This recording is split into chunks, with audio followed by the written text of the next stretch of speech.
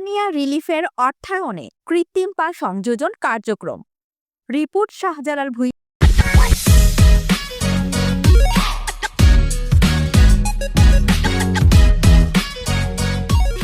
উজ্জ্বল।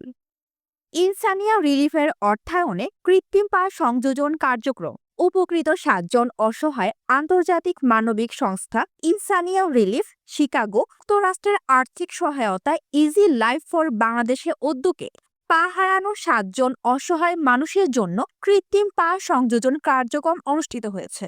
বৃহস্পতিবার রাজধানীর মোহাম্মদপুরে ইজি লাইফ ফর বাংলাদেশ কার্যালয়ে আয়োজিত এই মানবিক কর্মসূচিতে দুর্ঘটনা ও বিভিন্ন কারণে পা হারানো সুবিধাবঞ্চিত মানুষদের কৃত্রিম পা সংযোজন করা হয়।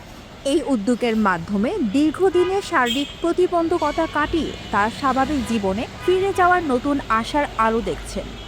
আয়োজকরা জানান, কৃত্রিম পা সংযোজনের পাশাপাশি উপকারভোগীদের প্রয়োজনীয় কাউন্সেলিং ও ব্যবহারের প্রশিক্ষণও দেওয়া হয়, যাতে তারা আত্মনির্ভরশীল হয়ে সমাজে সক্রিয় ভূমিকা রাখতে পারেন।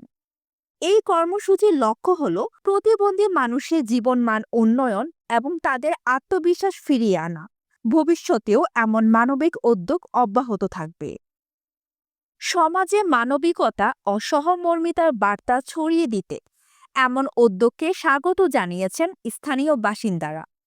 সংশ্লিষ্টরা আশা করছেন, এই ধরনের কার্যক্রম দেশের প্রতিবন্ধী মানুষের জীবনে ইতিবাচক পরিবর্তন আনবে। মানবিক সহায়তায় নতুন আশার পথ দেখাচ্ছে ইনসানিয়া রিলিফ ও easy life for Bangladesh. Rehana Sultana Preeti, BD 24 TV. আমাদের সাথেই থাকুন।